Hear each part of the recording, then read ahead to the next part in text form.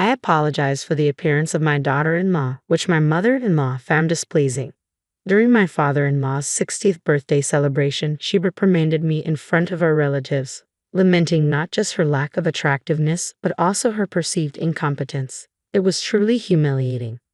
I found myself wondering where my usually supportive husband was during this ordeal. Was he occupied with our daughter? His absence was conspicuous. Upon my arrival at my in-laws' home, feeling ready to enjoy the festivities, my mother-in-law suddenly complained of chronic back pain, rendering her unable to participate. Consequently, she entrusted all party preparations to me. As the event progressed, she continued to denigrate me in front of our gathered relatives, casting a shadow over what should have been a joyous occasion. It felt as though the lively atmosphere had turned somber, resembling more of a funeral than a celebration. Then, breaking the uncomfortable silence, my father-in-law stood up. "Is that all you have to say?" Little did anyone know, this seemingly innocuous question would set off a chain of events beyond imagination. "My name is Sarah, and I'm 35 years old. 6 years ago, I tied the knot with Michael, my husband, who happened to be 3 years my junior. Together, we have a delightful 5-year-old daughter. However, despite the joy of our family, there was always a shadow lurking in the form of my mother-in-law's disapproval. She harbored resentment towards me for being older than her son. Every holiday visit, be it New Year's, Memorial Day, or any national celebration, was tainted by her cutting remarks aimed at me, often in the absence of my husband. I wish I had a younger, livelier, and more attractive daughter-in-law, not someone adorned with age spots like you," she would say with a sharp tongue. "Do I really look that old?" "Yes, very much so. Haven't you noticed your own reflection in the mirror every day?" Receiving criticism about one's appearance can be deeply hurtful, especially for women. Despite this, I tried to brush it off, considering our limited interactions occurring only a few times a year. However, instead of diffusing the situation, my nonchalant response seemed to further provoke her. "You're remarkably thick-skinned for a woman of your age. It's irritating how you remain unaffected by my words. You lack even a trace of humility," she continued, her words growing harsher with each exchange. Yeah," was all I could muster in response. How should I confront my mother-in-law, whose words always leave me speechless? In front of my husband, she wears a facade of kindness, concealing her true nature. It's as if he's oblivious to her mistreatment of me. Yet, if I were to express my frustrations, I fear I'd bear the blame. So, I've endured in silence. Visiting their home with her presence feels like carrying a heavy burden. Despite this, it was a significant occasion, my gentle father-in-law's 60th birthday celebration. With numerous relatives gathering for the grand event, I chose to attend. Though my father-in-law is reserved, his subtle acts of kindness envelop me when my mother-in-law's hurtful words weigh me down. He gently approaches, offering solace with his words. "Sarah, if you're struggling, please don't hesitate to confide in me. I'd like to offer my support if that's all right with you." I couldn't help but wonder if my father-in-law was aware of the harassment I endured from my mother-in-law. Perhaps he chose to refrain from openly supporting me to shield me from further mistreatment behind the scenes. To honor our compassionate father-in-law, our family embarked on a 3-hour journey early in the morning to reach our in-laws' home. Feeling a bit under the weather with a low-grade fever and lingering fatigue, I entrusted the driving to my husband, Michael. Upon arrival, my mother-in-law emerged from the front door with an air of cheerfulness. Well, look who's here. It's been a while, Michael. You should visit more often. Oh dear, you look exhausted." "I've been driving non-stop, so it's understandable," Michael replied wearily. "You've clearly put in a lot of effort. I'll prepare the bed right away. Why don't you go rest in the back room?" "That sounds like a plan, Sarah. You should rest too. You've been tending to our child in the car. You must be exhausted. Plus, you don't seem well." "Oh, Michael, you didn't know. I spoke with Sarah yesterday, and we arranged to go shopping for the 60th birthday celebration." "Sarah, you go rest. Once you've placed the luggage at the entrance, we'll head out." Of course, I couldn't recall any such arrangement, nor did I recall discussing any shopping plans. After looking after our energetic 5-year-old daughter, I felt drained. Since I wasn't feeling well, I welcomed the chance to rest. "Since Sarah isn't feeling well, let her rest. You can handle the shopping, but this is your father's special occasion. I want to pick out the finest ingredients with Sarah." "Sarah, you'll stick to our plan, won't you?" She had a knack for presenting excuses that left me no room for refusal. After dropping off the luggage, she grabbed my arm forcefully and directed me back into the car we had just exited. With an intense glare, she snapped, "You don't need rest right now." But almost instantly, her demeanor softened into a broad smile as she exclaimed, "Thank you for driving us. I really appreciate it." Knowing my mother-in-law's temperament, opposing her at that moment would likely ruin the entire day. With reluctance, I found myself settling into the driver's seat. "I'm feeling all right, Michael. You take a break. I'll accompany mother-in-law for shopping." Attempting to hand her daughter over to Michael, my mother-in-law swiftly intervened, taking the child from my arms and settling her into the child's seat before shutting the door firmly. Taking care of the child is a mother's responsibility. "Well then, Michael, we're off." As she settled into the passenger seat, her previously sweet demeanor vanished, replaced by a harsh tone as she began to chastise me. "So, you can't even manage to care for your own child? Quit relying on Michael for everything. You're nothing but an incompetent daughter-in-law, aging before your time." What was truly unsettling was her ability to maintain a sugary facade while my husband, Michael, remained within earshot, completely oblivious. "Wave goodbye to this microwave," she quipped as we embarked on the drive in my husband's unfamiliar car towards the bustling supermarket. Predictably, my mother-in-law wasted no time before launching into a lecture. "You'll regret lounging around while my son drives, mother-in-law," I retorted weakly. "Please refrain from such ominous remarks. I've been battling fever and fatigue since this morning. Your poor health stems from your lack of discipline, and your crow's feet, more pronounced. Those cheek spots, darker. It's painful to witness. Your skin has lost its former vitality," she criticized relentlessly. Drained of all energy to counter her harsh words, I merely nodded as we reached the supermarket.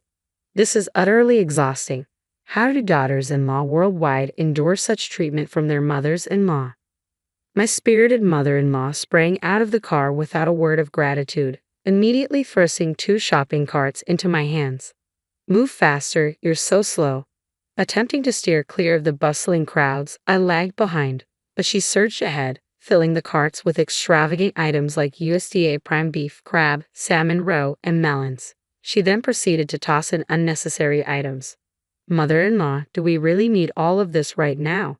I've already decided, we're stocking up so we won't have to make frequent trips. You should have known that without my having to tell you."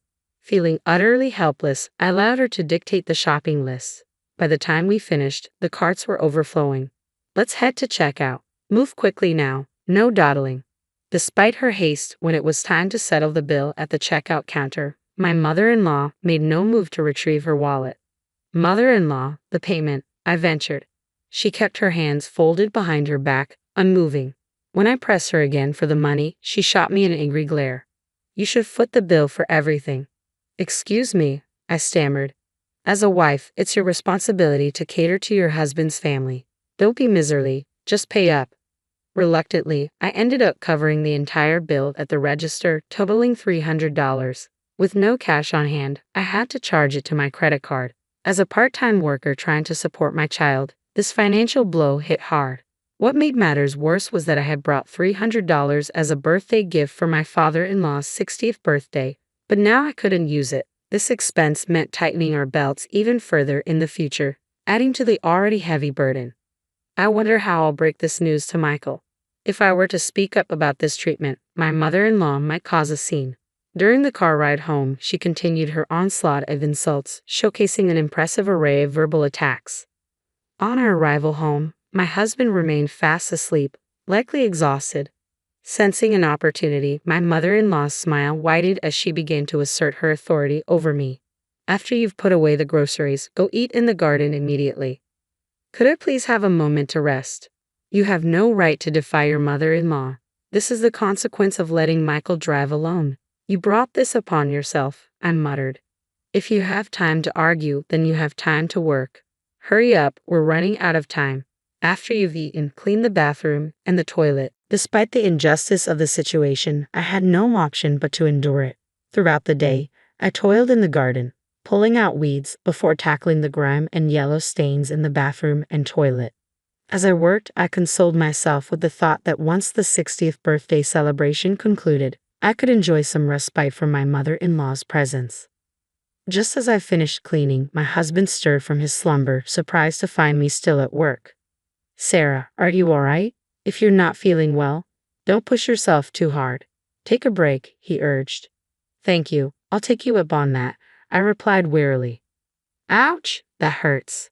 But before I could finally rest, my mother-in-law suddenly let out a piercing cry, clutching her back in agony. Despite her earlier vitality, she now complained of sudden back pain, her demeanor shifting from lively to frail in an instant. This is troublesome. My back is in excruciating pain. I can't manage anything. My chronic back issues have flared up once more. I won't be able to prepare food before our relatives arrive. Sarah, you're my only hope. But oh, what am I to do?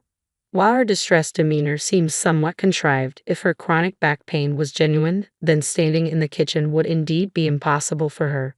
With a heavy heart, I entrusted my husband with our daughter's care and reluctantly began cooking. Sarah, are you certain you're all right? I'm fine. Cooking is my usual responsibility, remember? I maintained a facade of strength for my husband, though my body was already weary. However, it was a significant day for my father-in-law, and I felt compelled to soldier on. My head is spinning, and the scent of food is making me queasy. But I must persevere for my father-in-law's sake. After completing the cooking, my father-in-law entered the kitchen to check on me. You've worked tirelessly. Thank you for preparing all this food. It's my pleasure. It's all for you. Please enjoy it later. As the relatives began to gather, each offering well wishes to my father-in-law, the atmosphere became animated. After the toasts were made and we were on the verge of starting the meal, my mother-in-law uttered something utterly shocking. I regret to inform everyone that due to my chronic back pain acting up on this important birthday celebration, all the food was prepared by my daughter-in-law. I apologize for the lackluster quality of the dishes, courtesy of my unattractive daughter-in-law. Both my father-in-law and husband were stunned into silence by my mother-in-law's sudden outburst. Not only is my daughter-in-law unattractive, but she's also clumsy and utterly inept. It's truly a shame, she continued, her tone dripping with disdain. As she exaggeratedly rubbed her back, my mother-in-law persisted in belittling me. She's quite clumsy, you see. Without my assistance, she's helpless. I even question her ability to care for her own child. I worry whether Michael can cope with such a wife. What should have been a joyous occasion swiftly descended into a somber atmosphere, reminiscent more of a funeral than a celebration. My typically supportive husband, who should have been caring for our daughter, was conspicuously absent. Then, in a moment that shattered the tension, my father-in-law, who had been silently observing, rose to his feet. Is that all you have to say? He demanded, his voice cutting through the tension. Seems like it. Perhaps it's time to bid farewell to the useless one, my mother-in-law added, her words dripping with contempt.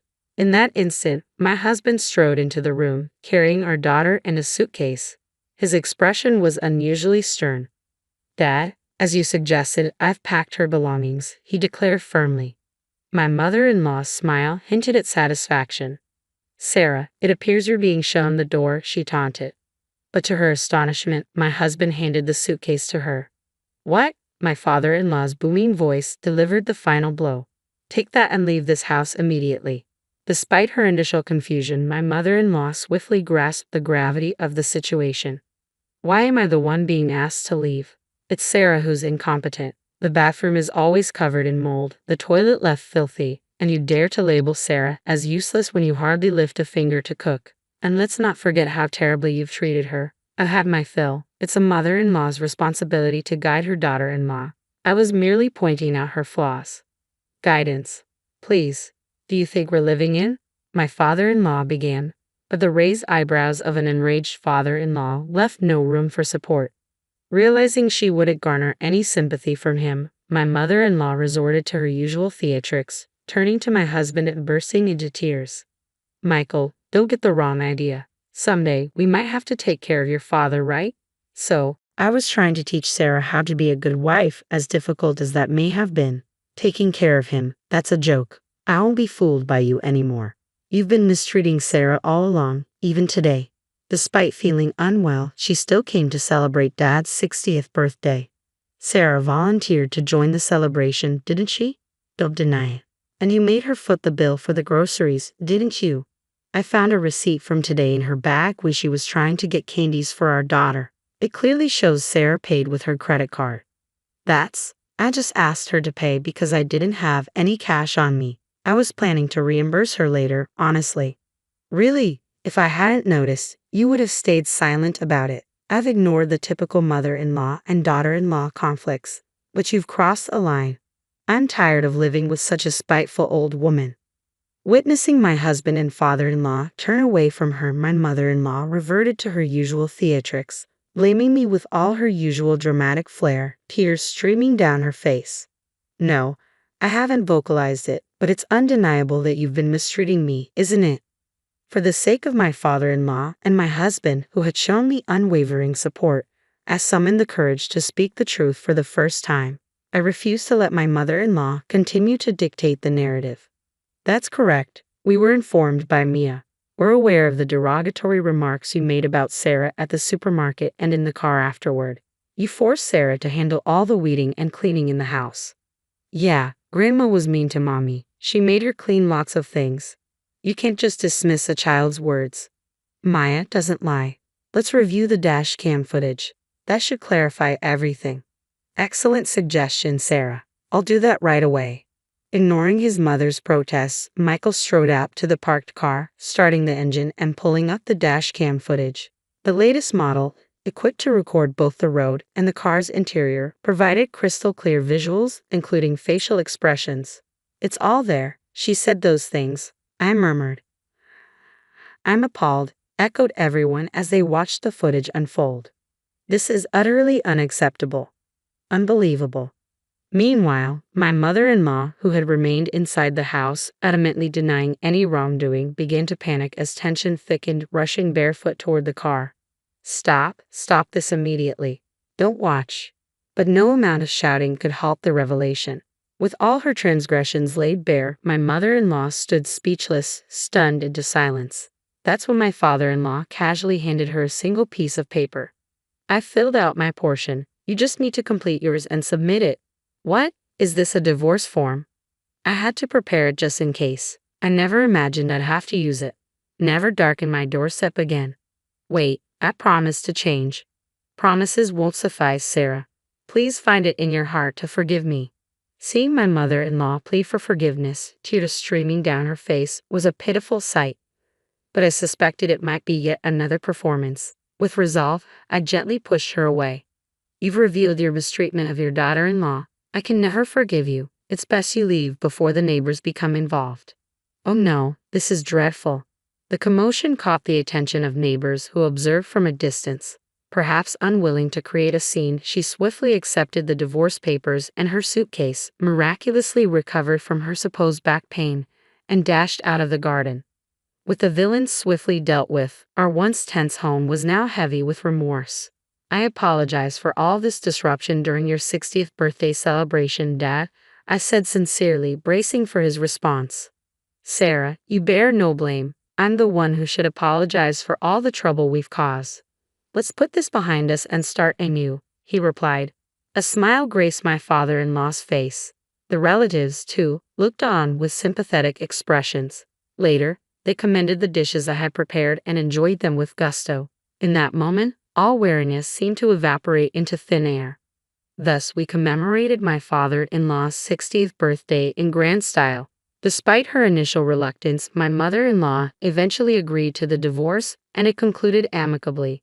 It also came to light that she had been embezzling funds from my father-in-law's account, resulting in an order for her to repay $10,000 that she had spent recklessly. Struggling to secure employment due to her lack of experience, she now works as a nighttime janitor in an office building. With little money remaining, she resides in a dilapidated apartment that has seen better days. Meanwhile, I discovered that I was pregnant with my second child. The discomfort I had experienced earlier was attributed to my pregnancy. 5 months have elapsed since then, and my husband Michael has been incredibly supportive. Our ultrasound revealed that we are expecting a baby boy. Both Michael and my father-in-law eagerly anticipate his arrival, already preparing for his welcome. My father-in-law even sent over a selection of blue baby clothes. Our darling daughter is thrilled at the prospect of having a younger brother and diligently practices caring for a baby with her dolls each day. Witnessing her enthusiasm fills me with boundless joy.